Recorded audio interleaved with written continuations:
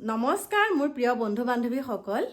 আপোনালোকে বাৰু এটা কথা মন কৰিছেনে আমাৰ হিয়াৰ আমঠুৰ পত্নীৰ লগত সাতুৰ দৰে থাকে আমাৰ হিয়াৰ আমঠুৰ ভগ্নী মানে একদম খাতিৰ অসমীয়াত ক'বলৈ গ'লে সম্বন্ধটো হৈছে ননদ আৰু মই সকলো ননদকে বেয়া বুলি নকওঁ কিন্তু প্ৰায়বিলাক ননদ মানে এনেকুৱা এটা পৰিস্থিতিলৈকে যায় বৌয়েকহঁতৰ লগত মানে ককায়েক বৌয়েকহঁত একেলগে থকাটোও নিবিচাৰে বা বৌয়েকক যদি ককায়েকে কিবা এটা বস্তু দিয়ে সেইটোও তেহেঁতৰ মানে একদম হিংসা মানে কিয় দিব তাৰমানে বহুতখিনি টৰ্চাৰ একাংশ ননদে বৌয়েকহঁতক কৰে কিন্তু এতিয়া মই কথাটো ক'বলৈ ওলাইছোঁ বহুতো ধৰণৰ মন্তব্য দিয়ে সেই মন্তব্য কিছুমান মই দেখা পাইছোঁ যে গৰিমা গাৰ্গৰ লগত যেতিয়া গৰিমা গাৰ্গৰ ননদে হাতত ধৰি কৈ কোৰ্টলৈ যোৱাৰ পৰা প্ৰথম অৱস্থাৰ পৰা কিমান ধুনীয়াকৈ দুয়োগৰাকী একদম এনেকুৱাকৈ আছে মানে বাই ভনীৰ দৰে আছে দেই বাই ভনীও কেতিয়াবা তেনেকৈ নাথাকেহে তাৰপিছতে ইমানখিনি একদম মানে লগতে থকা মানে একদম প্ৰত্যেকটো কথাত মানে হেৰি কৰা ছাপোৰ্ট কৰা এনেকুৱা ননদ পাবলৈ কপাল লাগিব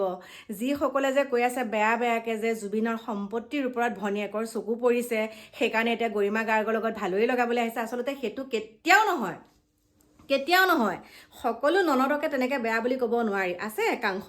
যে ককায়েক বৌয়েকহঁতে মানে বৌয়েকক দেখিবই নোৱাৰে প্ৰত্যেকটো কথাত বৌয়েকৰ লগত টৰ্চাৰ মানে প্ৰত্যেকটো কথাত বৌয়েকক দুখ ধৰি থাকে আজি হিয়াৰ আমঠু ঢুকাই যোৱাৰ পিছত সাতুৰ দৰে লাগি আছে কোন পালমি মানে আমাৰ হিয়াৰ আমঠুৰ ভগ্নী গৰিমা গাৰ্গৰ ননদ আৰু সেই ননদগৰাকীৰ কথা বেয়াকৈ ক'লে চব বেয়া নহয় আজি পালমিৰ হাজবেণ্ড নাই তেওঁ বুজি পায় নিজৰ স্বামীজন নোহোৱাৰ অৱস্থাত মানুহৰ মানসিকতাটো কেনেকুৱা হৈ থাকে স্বামীজন লাগিলে কথা এষাৰ আছে যে লাগিলে গছৰ মুহাই হওক নিজৰ গিৰিয়েকৰ নিচিনা কেতিয়াও হ'ব নোৱাৰে তেনেকৈ কথা এষাৰ আছে গতিকে সেইখিনি গৰিমা গাৰ্গৰ ননদে বুজি পায় কাৰণ তেওঁ হাজবেণ্ড ঢুকাই গৈছে হাজবেণ্ড ঢুকোৱাৰ পিছত দুগৰাকী জীয়ৰীৰ সৈতে কেনেকৈ তেওঁ দিন কটাইছে অকল তেওঁ জানে আৰু যেতিয়া তেওঁ ককায়েক নাইকিয়া হৈ গৈছে বৌয়েকৰ কথাখিনি তেওঁ বুজি পাইছে সেইকাৰণে সাতুৰ দৰে আছে এইটোৱে নহয় যে গোটেই সম্পত্তিখিনি লৈ পেলাই কেইদিন থাকিব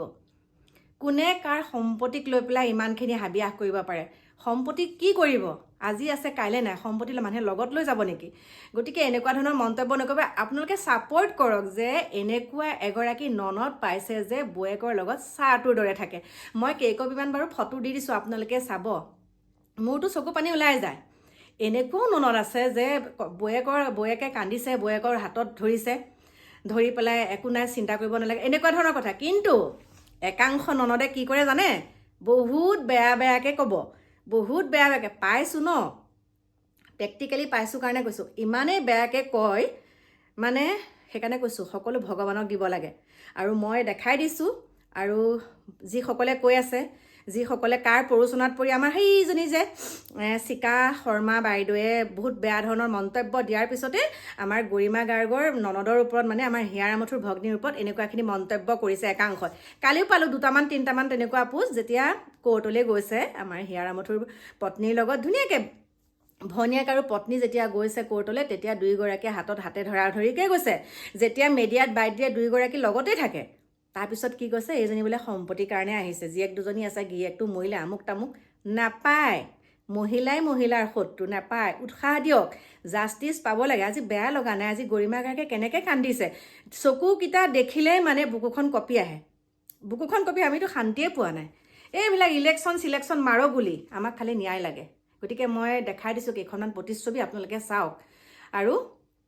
সকলোৱে এটাই ভাবক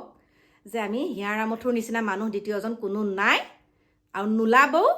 আৰু তেওঁকে লৈ পেলাই আমি একদম যুগান্তৰলৈকে যিসকল আজি উঠি অহা যুৱ প্ৰজন্ময়ো জুবিন গাৰ্গকহে চিনি পায় কিন্তু দেই গতিকে ফটোকেইখন চাওক আপোনালোকক দেখাই দিছোঁ Siddharth Sharma had last time only, on the last hearing only, Siddharth Sharma had filed a discharge petition and on that the argument was done, the objection was done and the argument will be done on next date on 16th. Then Shekhar Jyoti Goswami had also filed a discharge petition and then regarding the Mahavir Aqua, Siddharth Sharma's Aqua company and his flat attachment, that everything will be done on 16th. That is the